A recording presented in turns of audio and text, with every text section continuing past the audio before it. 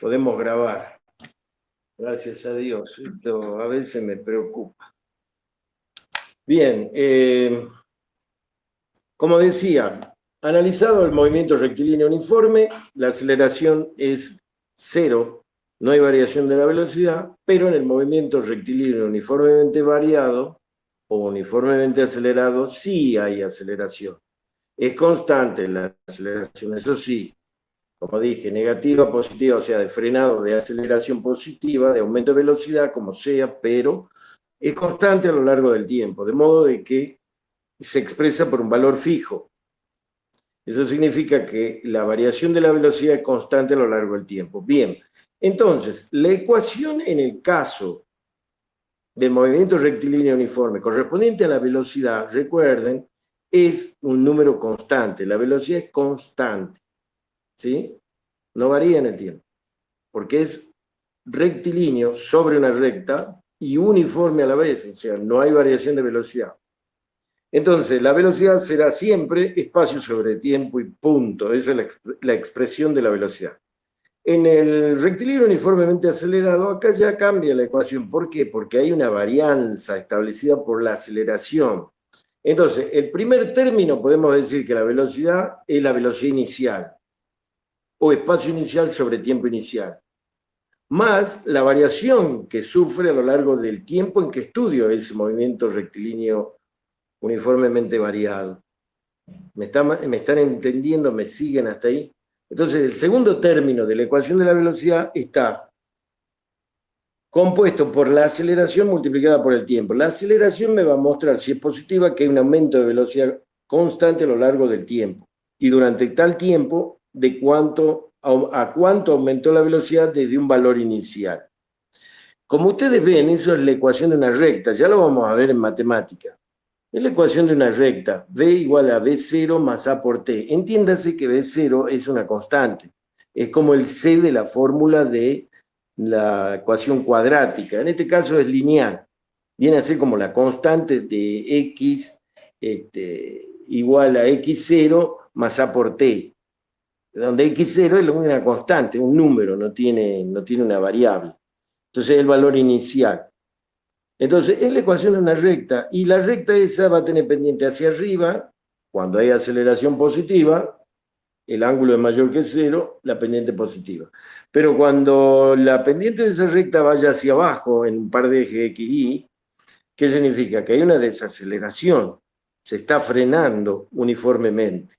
O sea, varía la velocidad en forma uniforme para el frenado. Entonces, yo veo un gráfico de esta naturaleza, y tengo que entender qué es lo que está pasando. Yo le hago así al alumno, supónganse. Este es espacio y este es velocidad. Si yo tengo que esto es así, a ver, ¿se ve o no se ve? Espere.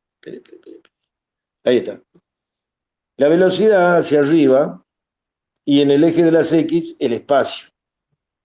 Si la recta que representa la velocidad es hacia arriba, significa que a cada minuto o a cada segundo o a cada hora va aumentando en forma uniforme la velocidad.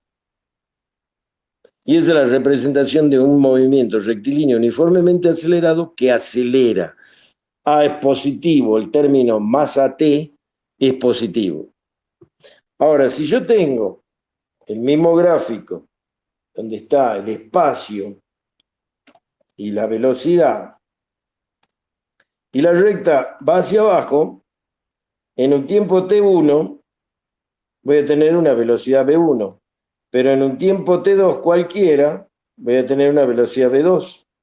Fíjense qué pasa con esta velocidad. Baja. En el eje superior, la primera velocidad estaba más arriba y la segunda está más abajo, o sea que el tiempo es positivo. No es en cámara reversa, es en cámara real. Estoy corriéndome en sentido positivo en el tiempo y resulta de que la velocidad baja. ¿Por qué? Porque la pendiente A, la pendiente de esa recta A es negativa y la pendiente acá es positiva. ¿Sí? Y nuestro famoso, para ponernos en tema, movimiento rectilíneo uniforme, Estos son los dos casos de movimiento rectilíneo uniformemente acelerado, ¿sí? Entonces, acelerado. Y este es movimiento rectilíneo uniforme. ¿Cómo es la velocidad acá? ¿Quién me dice cómo la tengo que dibujar?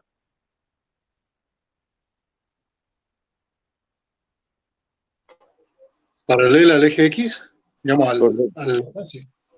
¿Sí? Correctísimo. Acá la velocidad es igual a constante. Para todo tiempo, la velocidad es la misma. ¿Estamos? Entonces, la velocidad es constante en el movimiento rectilíneo uniforme. En cambio, en el variado, varía como una recta. Si va para arriba, está acelerando positivamente, o sea, es cuando aprieto el acelerador del auto. Y cuando va para abajo es cuando suelto el acelerador del auto. Se reduce la velocidad. ¿Me entienden? Bien. Esas son las características de estos dos movimientos. Bueno, la ecuación de la velocidad está ahí escrita. Es la velocidad inicial más la variación de esa velocidad por medio de la aceleración en el tiempo. Luego, ¿cuál será, fíjense, el espacio recorrido en un movimiento de estas características? Bueno, siempre lo mismo. Hay un espacio inicial. ¿Más qué? Velocidad inicial por tiempo. ¿Por qué velocidad inicial por tiempo? Y porque puede ya estar viniendo con una velocidad a lo largo del tiempo. Sobre esa velocidad uniforme está la varianza de la ecuación. En el tercer término, un medio de la aceleración por tiempo al cuadrado. El tercer término de eso es la ecuación de la recta, que se acopla al movimiento uniforme que ocurre abajo, porque ya viene con una velocidad. A ver, le voy a explicar por qué es esto. Para que entendamos el fenómeno físico, porque si no entendemos, aplicamos la fórmula, chao, qué bonito, pero no sabemos nada. Tenemos que entenderlo, tenemos que desmenuzar en la cabeza y la física se transforma en algo divertido. A ver. Espacio, velocidad. Perdón. Podemos poner tiempo acá abajo y espacio acá arriba. ¿Sí? A ver cómo se comporta. En un tiempo inicial podemos haber recorrido un cierto espacio. Estar acá. El espacio 0, o sea, viene a ser x0. En t0 yo he recorrido un espacio 0. Bien. En t1, ¿qué espacio recorrí? Entre t0 y t1. Y ahí es donde hago la conjunción de los dos términos de la ecuación.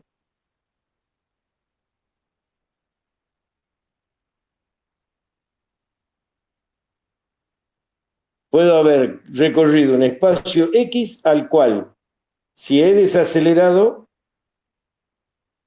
el espacio recorrido sigue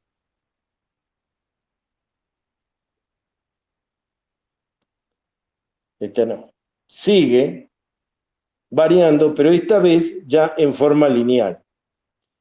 Entonces, mi espacio final es la conjunción de estos dos vectores de velocidad, la parte de velocidad por tiempo más el medio de la parte de la aceleración por tiempo al cuadrado, llegando hasta una posición x2.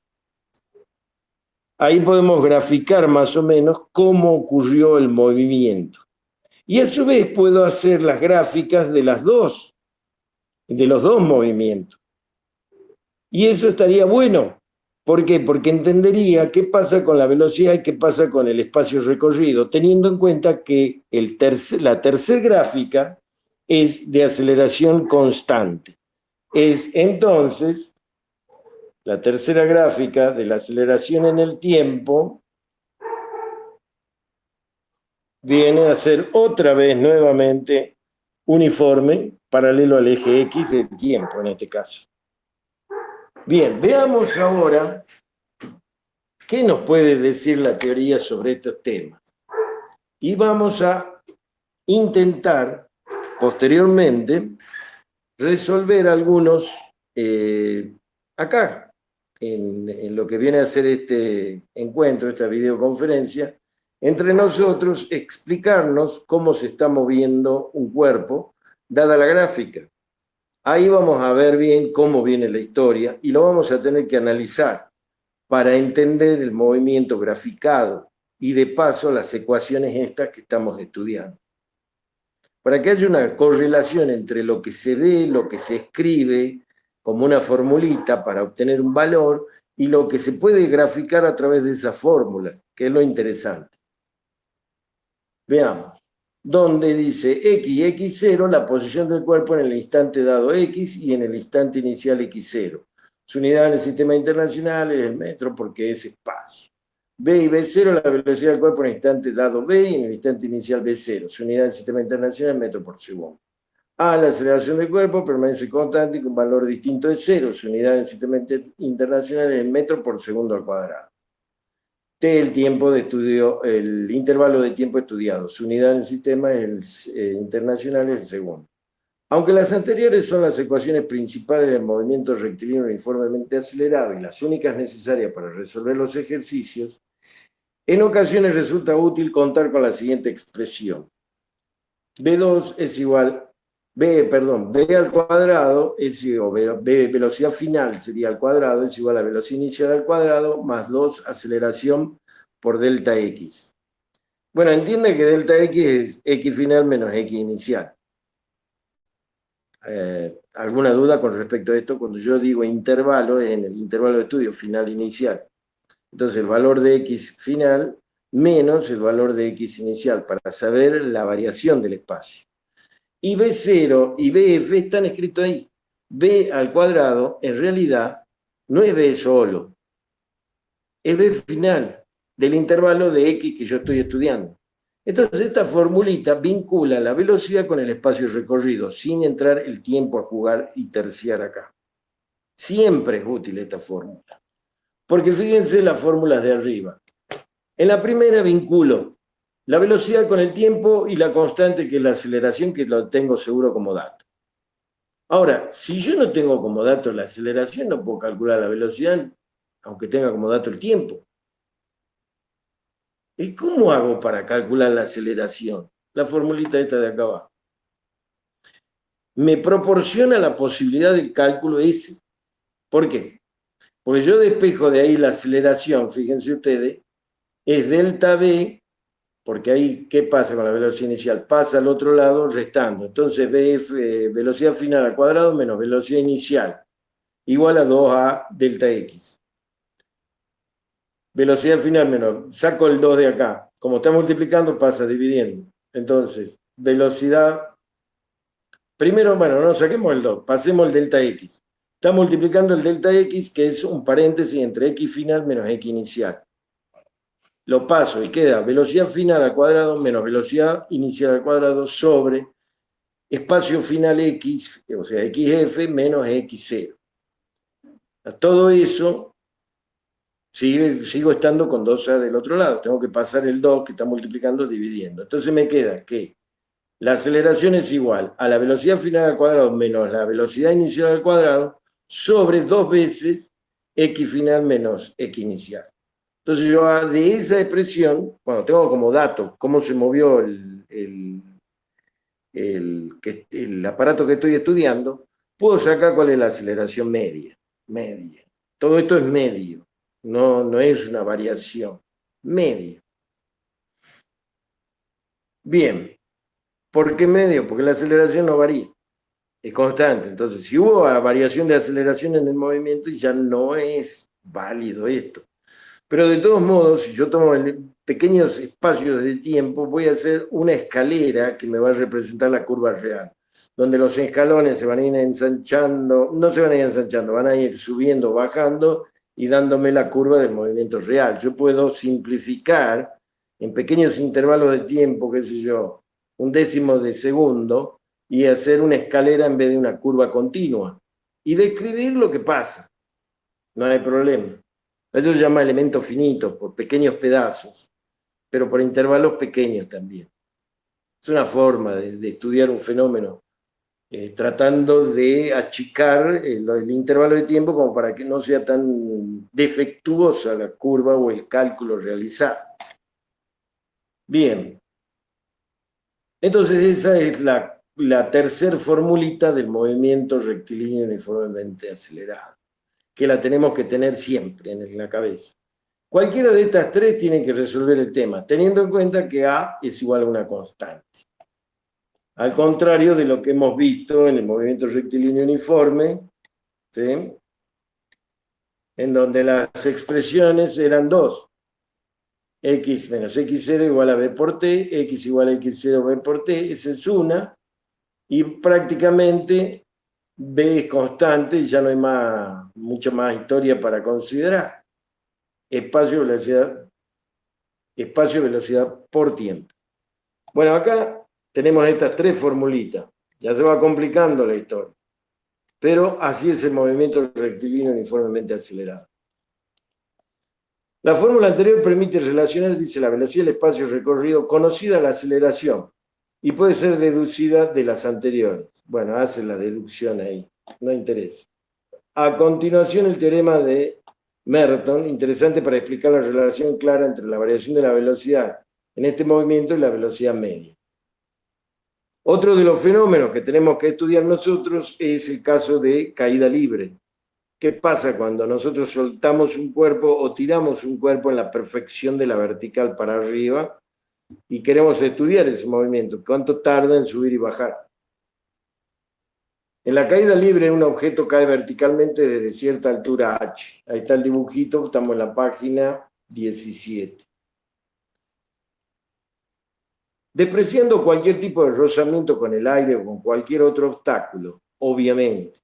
Estamos hablando de en el vacío, estaría ocurriendo esto, porque si no, tenemos otras afectaciones de nuestro movimiento, que es que el cuerpo ese choca contra el aire, y a medida que se acelera, empieza a tener mayor influencia el choque ese con el aire. Entonces, tenemos que considerar que en el vacío esto es válido. O sea, salimos de la atmósfera y esto es válido. O, si estamos acá en la atmósfera, provocamos un vacío dentro de una caja y tiramos un cuerpo dentro de una caja y va a comportarse como dice la fórmula esta. Bien, se trata de un movimiento rectilíneo uniformemente acelerado o movimiento rectilíneo uniformemente variado en el que la aceleración, la trampa, coincide con el valor de la gravedad. Por lo tanto, el dato es conocido. No hay que andar buscando cuál es la aceleración. Si yo estoy diciendo que un cuerpo cae o lo tiro para arriba en la vertical perfecta, ya sabemos cuál es la aceleración. Hay una que no se tiene en cuenta porque uno dice salió con tal velocidad. Bueno, fue cuando yo terminé de tirarlo. Salió con tal velocidad. Luego se frenó, llegó hasta un punto y empezó a caer de vuelta. Así se estudia el movimiento este. No ver el tema de la aceleración que le doy con la mano para tirarlo para arriba. Porque eso obviamente varía la aceleración en ese movimiento. Varía la aceleración cuando yo tiro una flecha. La cuestión de la cuestión del hilo tensor de la flecha cuando impulsa la flecha, ¿qué es lo que genera? Y genera una aceleración que va variando, aumentando, siendo muy fuerte al principio y después pequeña, cuando ya se ha enderezado el arco de la flecha. Bueno, entonces toda esa historia no me interesa. Lo que yo hago es considerarlo el momento, pongo el brazo y tiro la piedra para arriba y cuando pega el brazo contra el otro brazo que puse horizontal, ahí empiezo a tomar el tiempo y la velocidad con la que en ese punto salió la piedra para arriba o el objeto para arriba. ¿Sí? Bien. Ahora, cuando lo tiro desde una torre o desde el techo de mi casa, tiro una piedra al piso, es distinto. ¿Por qué? Porque la estoy teniendo con la mano, ¿sí? Bien. ¿Cuál sería la velocidad inicial cuando la suelto? 0. Porque estaba quieta. Yo la suelto y en ese instante ya estaba actuando la gravedad, pero en ese instante comienza a moverse, porque antes la tenía que retener a la piedra ejerciendo una fuerza igual y contraria al peso de la misma. Mientras yo la mantenía la piedra en esa posición, yo podía, el cuerpo no caía. ¿Por qué? Porque estaba ejerciendo la fuerza equivalente al peso y lo sostenía, que es lo que se llama sostener. Sostener significa, en ese caso, ejercer una fuerza igual y contraria a la fuerza del peso del elemento que estoy sosteniendo. ¿Sí? Bien, entonces, mientras yo la sostenía, yo estaba ejerciendo una fuerza igual y contraria a su peso. En el momento que yo la suelto, es donde se produce el proceso de aceleración del cuerpo. ¿Por qué? Porque la aceleración de la gravedad actúa y está libre el cuerpo en el vacío. Por lo tanto, tiende a bajar, aumentando la velocidad en la razón de la aceleración de la gravedad. Bien, entonces la velocidad inicial, ¿cuánto es? C. Si en mi eje de coordenadas, como dice la figura, yo tengo X en horizontal en la página 17 y tengo Y en vertical, yo voy a arrancar con una velocidad 0 en I0, allá arriba en el techo. Porque yo pongo como 0 el punto donde llego, el piso, donde va a llegar la piedrita. Y pongo la altura I0 desde donde la voy a largar. Ese es el I0, tiene un valor. El V0 es 0 en ese momento si no la largué. Y la aceleración que actúa siempre es la misma, 9,81 metros por segundo, que es la aceleración de la gravedad. Entonces esos son los tres parámetros que seguramente los conozco, porque si no, no puedo resolver nada. El sistema de referencia en caída libre a la hora de resolver este tipo de problemas es común utilizar el sistema de referencia de la figura. El cuerpo siempre se encuentra sobre el eje Y positivo hacia arriba, porque así lo vemos más prácticamente en el papel. Inicialmente su posición es I0 igual a un valor, H, cualquiera, es un valor, no es 0 I0. Bien, su velocidad en el momento antes de ser arrojado o soltado, en realidad no arrojado, soltado, es 0 metros por segundo, está quieto, aunque actúa la gravedad, ya que parte del reposo, se supone que parte del reposo. Ahora, si no parte del reposo, también podría tener un valor distinto, V0 podría no ser 0, pero en realidad, para estudiar este movimiento desde el punto de vista lo más simple que podemos, consideramos la velocidad inicial 0, la altura h de donde es soltado el cuerpo, y que la gravedad, bueno, podemos convenir, ponemos 9,8 o ponemos 9,81 más todos los números que tiene. Se conviene eso y listo. Con todo esto nos quedaría, dice, B0 igual 0, I0 igual a H, y la aceleración A es igual a menos G. Bárbaro. Ya tenemos la información básica. La caída libre es el movimiento rectilíneo uniformemente acelerado en el que se deja caer un cuerpo verticalmente desde cierta altura y no encuentra resistencia alguna en su camino. Estamos diciendo de que no hay fricción, porque ya ahí es la tercera ley de Newton, acción y reacción, la fricción provoca disminución de la velocidad y hay que tener en cuenta, esto es una historia. Se complica. Pero para entender la caída libre normal, hacemos caso omiso de la existencia de la atmósfera. Por eso yo digo, hacemos un vacío y ahí adentro cae como dice la ecuación. Y no encuentra resistencia alguna en el camino. Las ecuaciones de caída libre son I igual a h menos un medio de g por tiempo al cuadrado. B igual a menos g por t. ¿Por qué menos? La velocidad, la velocidad negativa, ¿qué significa esto? En realidad negativa en el sentido que se desarrolla en sentido contrario al eje, sería VI, porque es la componente en I. Lo único que me estaría diciendo ese signo es que va para abajo, en contra del sentido positivo de I, ¿sí? Y nada más, porque si no la velocidad es G por T, punto, es G por T.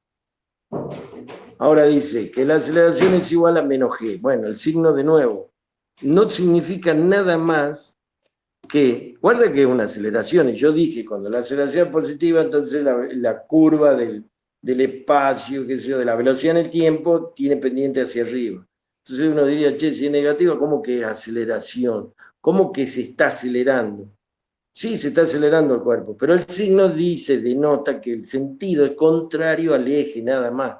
Hay que tener cuidado con esto, ¿sí? Porque uno si ve una aceleración negativa, dice, che, entonces está frenando el cuerpo. No.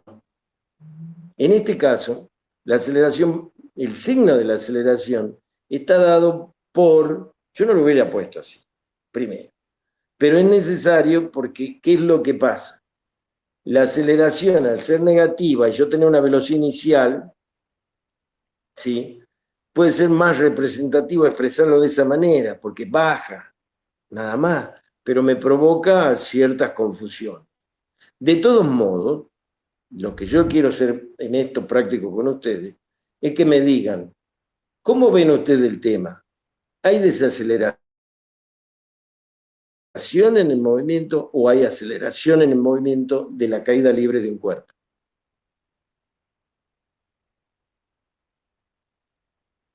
Repito la pregunta. Considerando el caso que hemos puesto en evidencia acá en la página 17 de la teoría, yo lo largo desde una altura definida. El tema es así, la pregunta es sencilla. ¿Hay aceleración del cuerpo cuando yo lo suelto o desaceleración del cuerpo cuando yo lo suelto?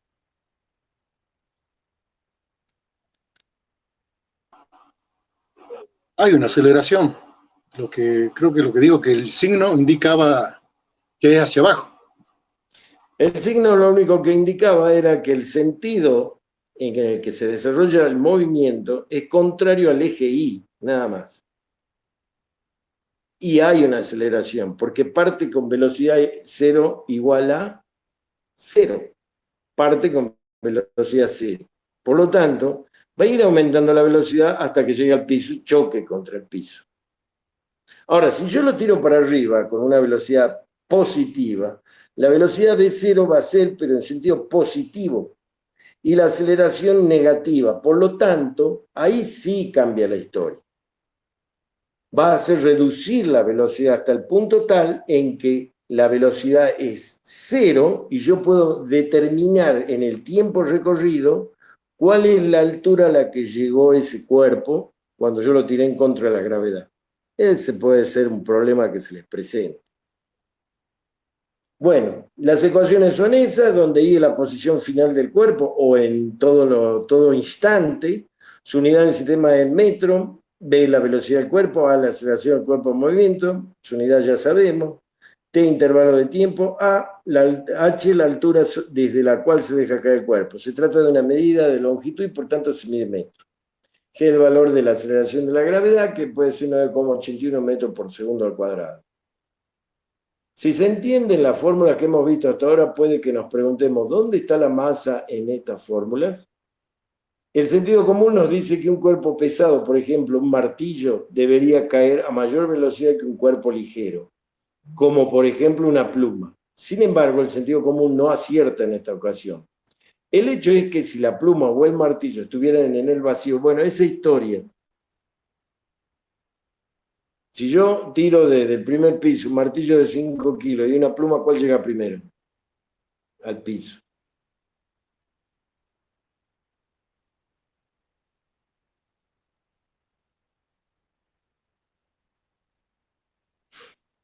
O hago la siguiente pregunta. Si yo estoy en un supermercado y me tiran dos carros desde 10 metros, mis hijos jugando me tiran dos carros, uno con un lleno de mercadería, el otro sin mercadería, ¿cuál me conviene frenar y el otro hacerme al costado?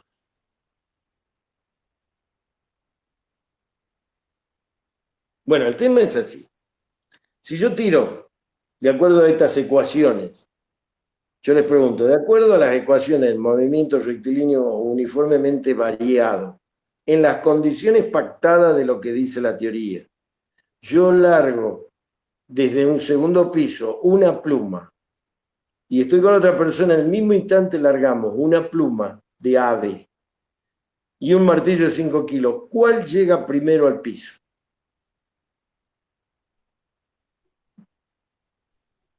El martillo.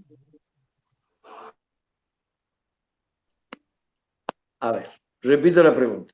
En las condiciones que yo he dicho en el ejercicio, tiro una pluma y tiro un martillo en el mismo momento, en las condiciones, ¿cuál era una de las condiciones que te estás comiendo ahí? La aceleración es constante, dijo. ¿Sí?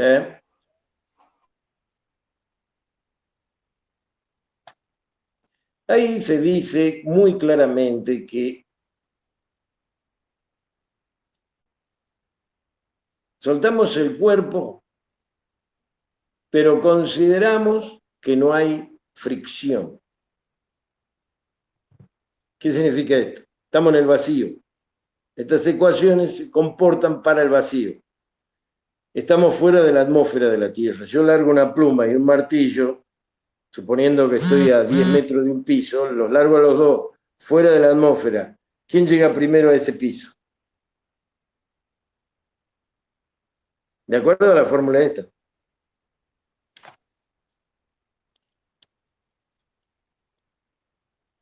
Los dos llegan juntos. En el mismo instante los dos llegan al piso. Esa es la paradoja que uno dice, pero ¿qué pasa acá? No puede ser. De acuerdo a esto, yo largo un martillo, una pelota, cualquier cosa, no aparece la masa en la ecuación del movimiento. Masa. Segunda ley de Newton. La interacción de la fuerza tiene que ver con la masa. Perfecto. Pero ¿qué pasa? En realidad, esto se cumple con lo que sea. Donde hay gravedad y no hay fricción, se cumple. Entonces, las ecuaciones de este movimiento de caída libre, si yo estuviera fuera de la atmósfera, por supuesto la gravedad sería un poquito más leve porque estoy lejos de la Tierra, estoy más lejos de la Tierra, bueno, hay una fórmula, qué sé yo. Pero lo largo la pluma y largo el martillo, los dos caen al mismo tiempo porque no hay aire, nada que lo frene, nada lo frena. Entonces, se cumple el movimiento. La aceleración de la gravedad los atrae a los dos de la misma forma. Pero como la pluma la estoy largando en la atmósfera, acá afuera, en mi casa, la realidad es otra cosa. La pluma no pesa mucho, sufre el efecto del freno.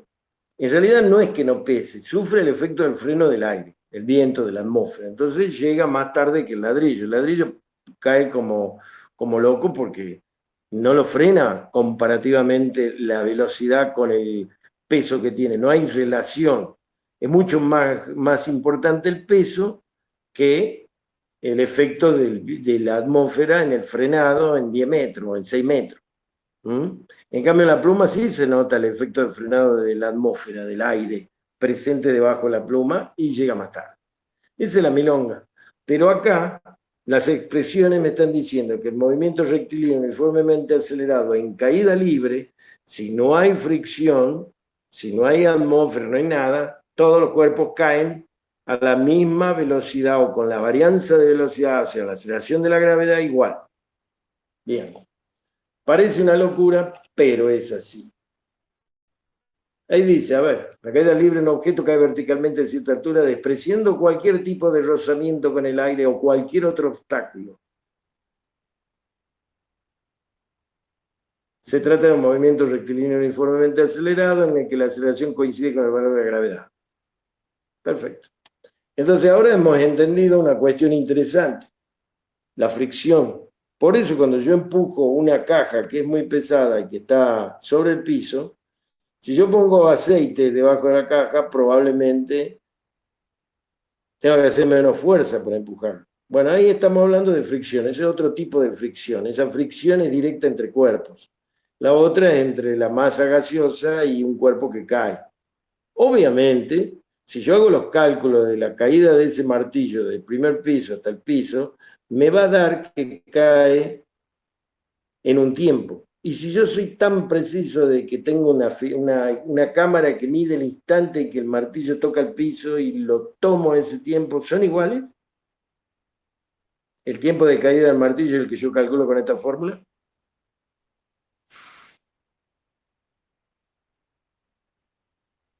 En la realidad, imagínense de otra manera.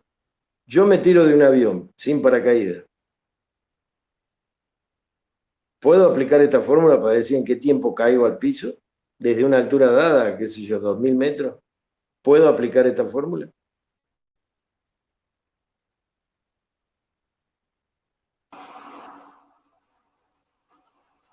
No, No. ¿Por qué no puedo aplicar esta fórmula? Porque mi cuerpo va adquiriendo velocidad, o sea, por la aceleración de la gravedad, y llega un punto, escuchen esto, llega un punto en que no aumenta más la velocidad, en teoría. ¿Por qué en teoría? Porque si nos ponemos como una flecha, va a seguir aumentando. ¿Hasta qué punto? Hasta que uno ya llega a un punto que la velocidad es tal que ya no puede aumentar más porque está friccionando todo el cuerpo con la masa de aire. Entonces, pero es mayor que si uno cayera con las manos abiertas, los pies abiertos, en forma perpendicular el cuerpo a la dirección de caída. Ahí estoy frenando con las manos mi caída. Por lo tanto, ustedes vieron esas filmaciones que los vagos ponen la mano para adelante y cuando quieren ir hacia el grupo, medio que ponen las manos como para ir hacia el grupo como si fueran una flecha. Entonces generan menos resistencia al aire ahí y se van en esa dirección. ¿Entienden? Entonces hay una componente lateral de la velocidad también. Bueno, si yo caigo desde un avión de los 2000 metros, hasta cierto momento voy a ir acelerando. O sea, va a valer la G. Pero llega un momento que esa G es cero, porque ya no puede contra la fricción de toda la masa sobre mi cuerpo.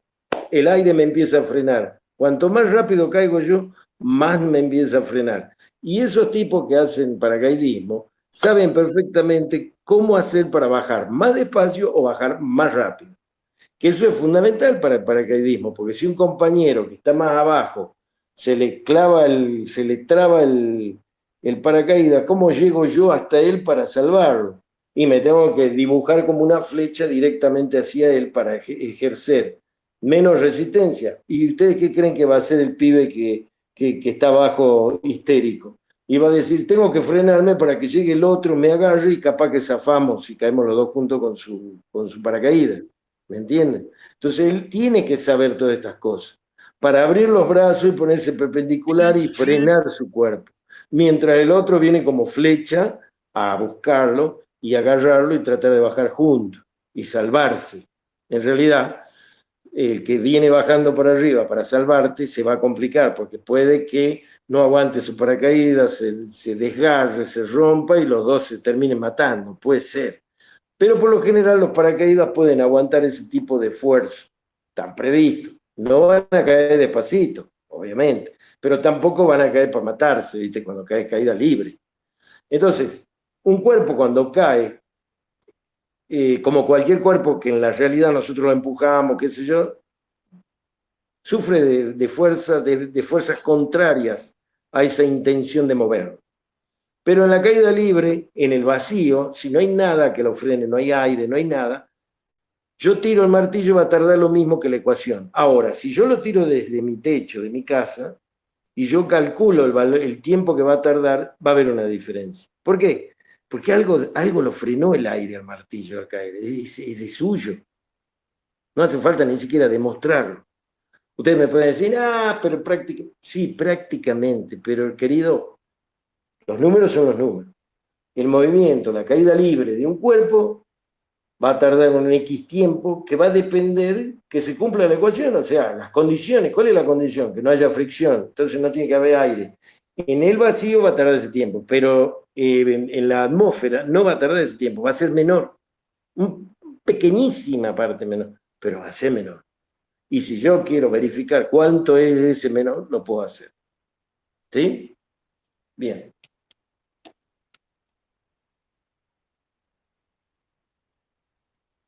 Tenemos movimiento armónico simple. Bueno, este movimiento es muy importante,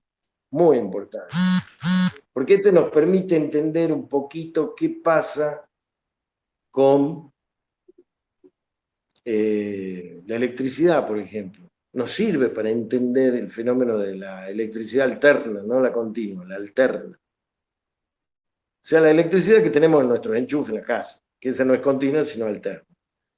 Y para poder entender un poquito cómo se interpreta desde el punto de vista gráfico la electricidad alterna, tenemos que entender el movimiento armónico simple porque es una forma que nos permite representar lo que sucede con la tensión, electricidad e intensidad de la corriente alterna.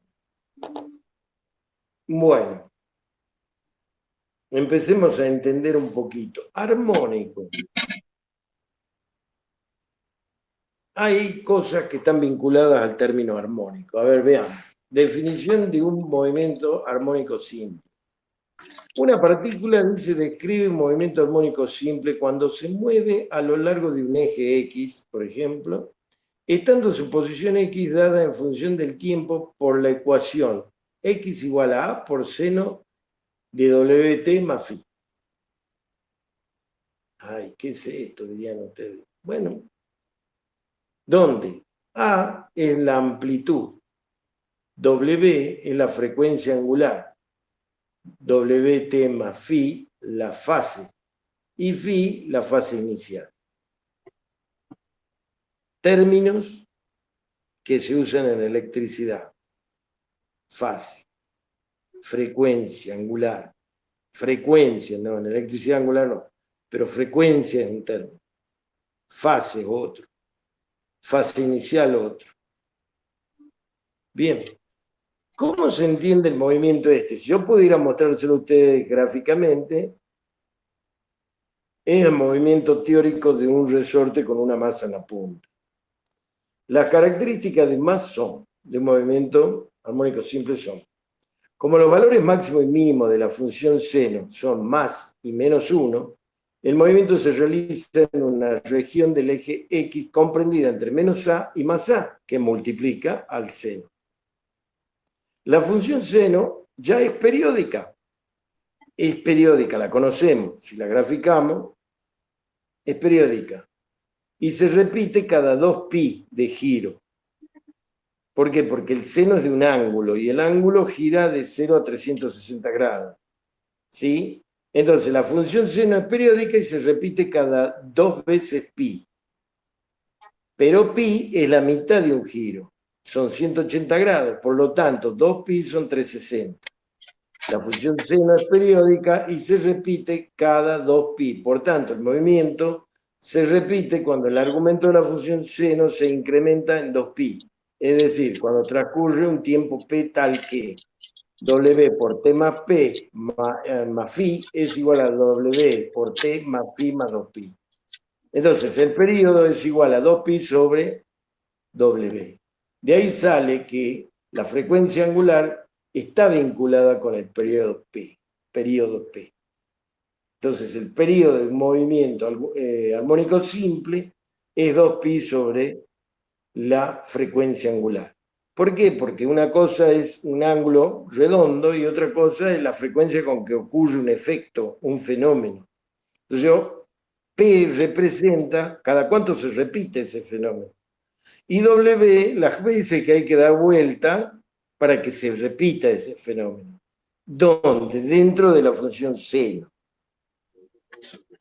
¿Se entiende o no se entiende? Por ahí capaz que no se entiende.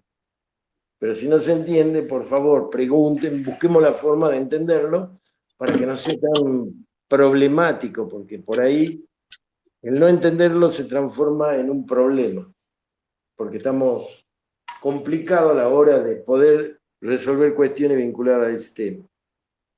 Y es muy importante.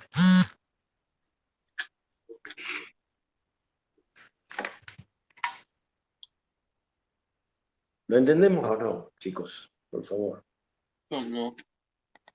¿No? Bueno, a ver. Mm, mm, mm, mm.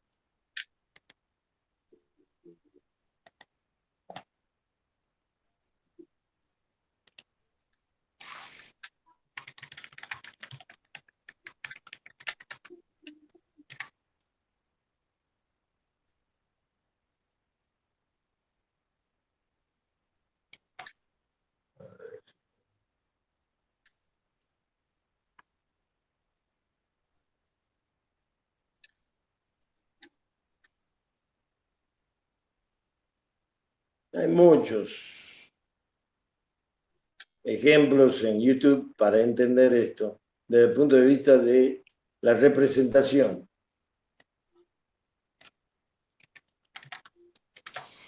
Pero no, tiene que ser algo más simple. A ver, no lo tengo anotado acá.